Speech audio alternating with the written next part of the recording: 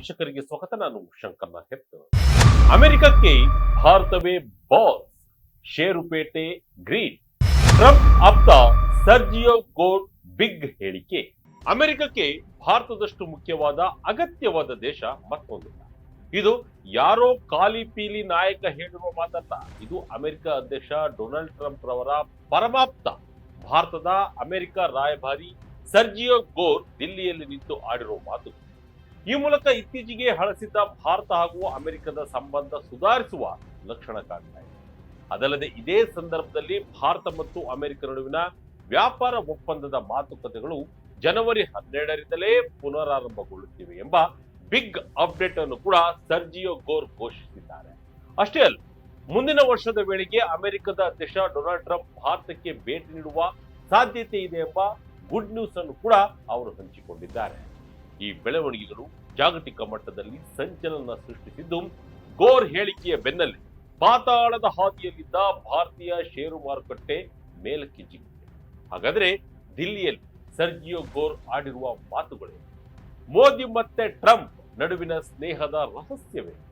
ಭಾರತದ ಮೇಲೆ ಹೇರಲಾಗಿದ್ದ ಟ್ಯಾರಿಫ್ಗಳು ಏನಾಗಲಿದೆ ಎಂಬುದನ್ನ ಈ ವಿಡಿಯೋದಲ್ಲಿ ನೋಡೋಣ ಬನ್ನಿ. ಭಾರತ ಮತ್ತು ಅಮೆರಿಕ ರಿಯಲ್ ಫ್ರೆಂಡ್ಸ್.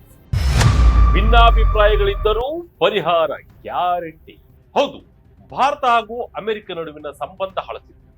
ಟ್ರಂಪ್ ಭಾರತದ ಮೇಲೆ 500ರಷ್ಟು ಸುಂಕ ವಿಧಿಸಲು ಮುಂದಾಗಿರುವ ವಿಚಾರ ನಿಮಗೆ ಗೊತ್ತೇ ಇದೆ.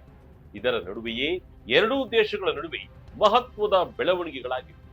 ದಿಲ್ಲಿಯ ಅಮೆರಿಕ ರಾಯಭಾರ ಕಚೇರಿಯಲ್ಲಿ ಮಾತನಾಡಿದ ಸರ್ಜಿಯೋ ಗೋರ್, ಪ್ರಧಾನಿ ನರೇಂದ್ರ ಮೋದಿ ಮತ್ತು ಡೊನಾಲ್ಡ್ ಟ್ರಂಪ್ ನಡುವಿನ ಸ್ನೇಹವು ಕೇವಲ ರಾಜತಾಂತ್ರಿಕ ಸಂಬಂಧವಲ್ಲ, ಅದು ಅತ್ಯಂತ ರಿಯಲ್ ಫ್ರೆಂಡ್ಶಿಪ್ ಎಂದು ಬಣ್ಣಿಸಿದ್ದಾರೆ. ಗೋರ್ ಅವರು ದಕ್ಷಿಣ ಮತ್ತು ಮಧ್ಯ ಏಷ್ಯಾದ ವಿಶೇಷ ದೂತರಾಗಿಯೂ ಕೆಲಸ ಮಾಡ್ತಾ ಇದ್ದಾರೆ. ಅವರನ್ನ ಭಾರತದ ರಾಯಭಾರಿಯನ್ನಾಗಿ ನೇಮಿಸುವುದೇ ಎರಡೂ ದೇಶಗಳ ಸಂಬಂಧವನ್ನ ಮುಂದಿನ ಹಂತಕ್ಕೆ ಕೊಂಡೊಯ್ಯುವುದು. ಆ ಕೆಲಸವನ್ನ ಸರ್ಜಿಯೋ ಗೋರ್ ಅಚ್ಚುಕಟ್ಟಾಗಿ ಮಾಡ್ತಿದ್ದಾರೆ ಎನ್ನಲಾಗಿದೆ.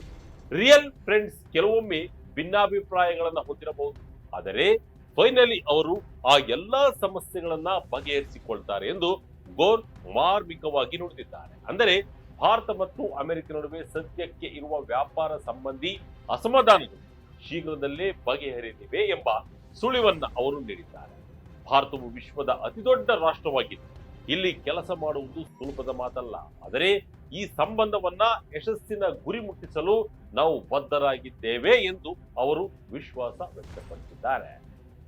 ಭಾರತಕ್ಕೆ ಮತ್ತೆ ಬರಲಿದ್ದಾರೆ ಡೊನಾಲ್ಡ್ ಟ್ರಂಪ್.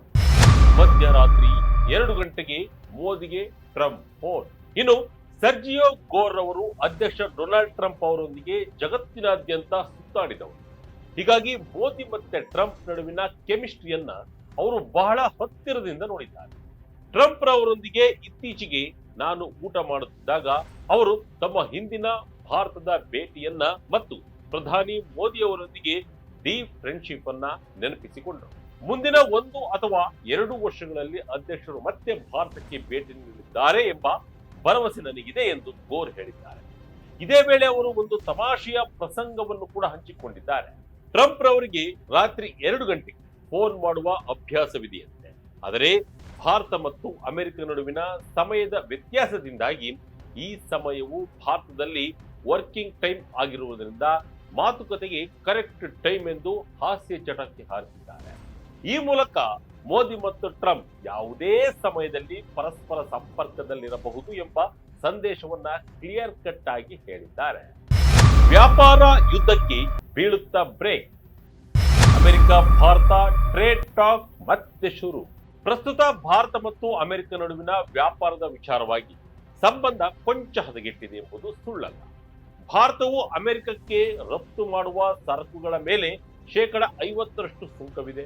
ಇದರಲ್ಲಿ ರಷ್ಯಾದಿಂದ ಕಚ್ಚಾ ತೈಲ ಆಮದು ಮಾಡಿಕೊಳ್ಳುತ್ತಿರುವುದಕ್ಕೆ 25ರಷ್ಟು ದಂಡದ ಸುಂಕವೂ ಸೇರಿದೆ.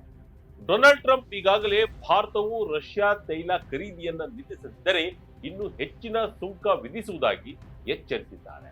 ಅಷ್ಟೇ ಅಲ್ಲ, ರಷ್ಯಾ ತೈಲ ಖರೀದಿಸುವ ದೇಶಗಳ ಮೇಲೆ 500ರಷ್ಟು ಸುಂಕ ವಿಧಿಸುವ ಹೊಸ ಬಿಲ್ ಕೂಡ ಚರ್ಚೆಗೆ ಬಂದಿದೆ. ಇಂತಹ ಸಂದಿಗ್ಧ ಪರಿಸ್ಥಿತಿಯಲ್ಲಿ ಸರ್ಜಿಯೋ ಗೋರ್ ಅವರ ಆಗಮನ ಮಹತ್ವ ಪಡೆದಿದೆ. ವ್ಯಾಪಾರ ಒಪ್ಪಂದದ ಮಾತುಕತೆಗಳು ಜನವರಿ 13ರಿಂದಲೇ ಆರಂಭವಾಗಲಿವೆ ಎಂದು ಅವರು ಸ್ಪಷ್ಟಪಡಿಸಿದ್ದಾರೆ.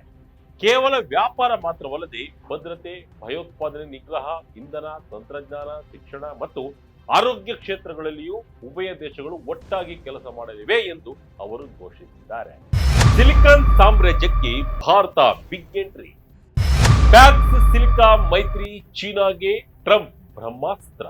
ಇನ್ನು ಗೋರ್ ರವರ ಭೇಟಿಯ ಅತಿದೊಡ್ಡ ಹೈಲೈಟ್ ಎಂದರೆ ಪ್ಯಾಕ್ಸ್ ಸಿಲಿಕಾ ಮೈತ್ರಿಕೂಟಕ್ಕೆ ಭಾರತವನ್ನ ಆಹ್ವಾನಿಸಿರುವುದು. ಮುಂದಿನ ತಿಂಗಳು ಭಾರತವು ಈ ಮೈತ್ರಿಕೂಟದ ಪೂರ್ಣ ಪ್ರಮಾಣದ ಸದಸ್ಯನಾಗಲಿದೆ. ಇದು ಅಮೆರಿಕ ನೇತೃತ್ವದ ಒಂದು ಸ್ಟ್ರಾಟಜಿಕ್ ಇನಿಷಿಯೇಟಿವ್ ಆಗಿದ್ದು, ಸುರಕ್ಷತೆ ಮತ್ತು ಸ್ಥಿತಿಸ್ಥಾಪಕ ಸಿಲಿಕಾನ್ ಪೂರೈಕೆ ಸರಪಳಿಯನ್ನ ನಿರ್ಮಿಸುವುದು ಇದರ ಉದ್ದೇಶವಾಗಿದೆ. ಸೆಮಿಕಂಡಕ್ಟರ್ಗಳು, ಎಐ ಅಭಿವೃದ್ಧಿ, ಸುಧಾರಿತ ಉತ್ಪಾದನೆ ಮತ್ತು ಲಾಜಿಸ್ಟಿಕ್ಸ್ ಸೇರಿದಂತೆ ಸಿಲಿಕಾನ್ ಮೌಲ್ಯ ಸರಪಳಿಯಲ್ಲಿ ಸಹಕಾರವನ್ನ ಹೆಚ್ಚಿಸುವುದು ಇದರ ಗುರಿ. ಈಗಾಗಲೇ ಜಪಾನ್, ದಕ್ಷಿಣ Korea, United Kingdom, Singapore, Australia ಮತ್ತು ಇಸ್ರೇಲ್ ಈ ಗುಂಪಿನ ಭಾಗವಾಗಿದೆ. ಮೊದಲು ಈ ಗುಂಪಿನಿಂದ ಭಾರತವನ್ನ ಅಮೆರಿಕ ಹೊರಗಿಟ್ಟಿತ್ತು. ಇದು ಭಾರೀ ಚರ್ಚೆಗೂ ಕಾರಣವಾಗಿತ್ತು. ಆದರೆ ಈಗ ಭಾರತ ಈ ಗುಂಪಿಗೆ ಸೇರುತ್ತಿರುವುದು ಜಾಗತಿಕ ತಂತ್ರಜ್ಞಾನ ಕ್ಷೇತ್ರದಲ್ಲಿ ಭಾರತದ ಶಕ್ತಿಯನ್ನು ತೋರಿಸುತ್ತದೆ. ಇದು ಭಾರತಕ್ಕೆ ಬಿಗ್ ಬೂಸ್ಟ್ ನೀಡಿದೆ. ಗೋರ್ ಹೇಳಿಕೆಗೆ ಷೇರು ಮಾರುಕಟ್ಟೆ ಫಿದಾ. ಸೆನ್ಸೆಕ್ಸ್, ನಿಫ್ಟಿ ದಿಢೀರ್ ಜಿಗಿತ, ಬಂತು ಚೈತನ್ಯ. ಸರ್ಜಿಯೋ ಗೋರ್ ಅವರ ಪಾಸಿಟಿವ್ ಮಾತುಗಳು ಭಾರತೀಯ ಷೇರು ಮಾರುಕಟ್ಟೆಯ ಮೇಲೂ ತಕ್ಷಣದ ಪರಿಣಾಮ ಬೀರಿದೆ. ಕಳೆದ 6 ದಿನಗಳಿಂದ ಪಾತಾಳದ ಕಡೆ ಮುಖ ಮಾಡಿದ್ದ ಷೇರು ಮಾರುಕಟ್ಟೆ ಸೋಮವಾರ ಕೂಡ ಆರಂಭದಲ್ಲಿ ಮಾರುಕಟ್ಟೆ ಕುಸಿತ ಕಂಡಿದೆ. ಆದರೆ ಸರ್ಜಿಯೋ ಗೋರ್ ಅವರ ಹೇಳಿಕೆಯ ನಂತರ ಷೇರು ಮಾರುಕಟ್ಟೆ ಚೇತರಿಸಿಕೊಂಡಿದೆ. ಒಂದು ಹಂತದಲ್ಲಿ 700 ಪಾಯಿಂಟ್ಗಳಷ್ಟು ಕುಸಿದಿದ್ದ ಸೆನ್ಸೆಕ್ಸ್ ವ್ಯಾಪಾರದ ಮಾತುಕತೆಗಳ ಸುದ್ದಿಯಿಂದಾಗಿ ಮತ್ತೆ ಗ್ರೀನ್ಗೆ ಬಂದು ನಿಂತಿತ್ತು. ಪ್ರಮುಖವಾಗಿ ಹಣಕಾಸು ವಲಯದ ಷೇರುಗಳು ಶೇಕಡ 0.5ರಷ್ಟು ಏರಿಕೆ ಕಂಡರೆ ರಿಲಯನ್ಸ್ ಇಂಡಸ್ಟ್ರೀಸ್ ಷೇರುಗಳು ಕೂಡ ಆರಂಭಿಕ ನಷ್ಟವನ್ನ ಸರಿದೂಗಿಸಿಕೊಂಡಿವೆ. ಭಾರತವು ಅಮೆರಿಕದ ಪ್ರಮುಖ ವ್ಯಾಪಾರ ಪಾಲುದಾರ ಎಂಬ ಸರ್ಜಿಯೋ ಗೋರ್ ಮಾತು ಹೂಡಿಕೆದಾರರಲ್ಲಿ ಹೊಸ ಭರವಸೆ ಮೂಡಿಸಿರುವುದಂತೂ ನಿಜ. ಆಪರೇಷನ್ ಸಿಂಧೂರ ಬಳಿಕ ಟ್ರಂಪ್ ಮೋದಿ ದೂರ.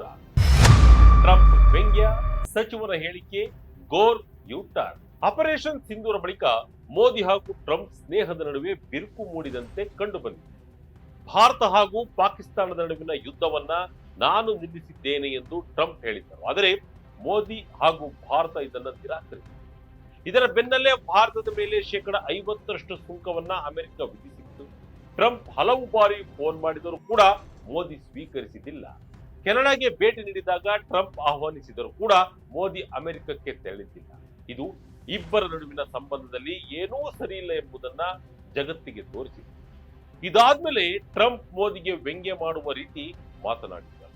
ಅದಲ್ಲದೆ ಮೋದಿ ಫೋನ್ ಮಾಡದೇ ಇರುವುದಕ್ಕೆ ಭಾರತ ಹಾಗೂ ಅಮೆರಿಕದ ನಡುವಿನ ವ್ಯಾಪಾರ ಒಪ್ಪಂದ ಆಗಿಲ್ಲ ಅಂತ ಟ್ರಂಪ್ ಆಪ್ತ ಹಾಗೂ ಅಮೆರಿಕದ ಕಾಮರ್ಸ್ ಸೆಕ್ಯೂರಿಟಿ ಹೋವಾರ್ಡ್ ಲುಟ್ನಿಕ್ ಹೇಳಿದ್ದಾರೆ.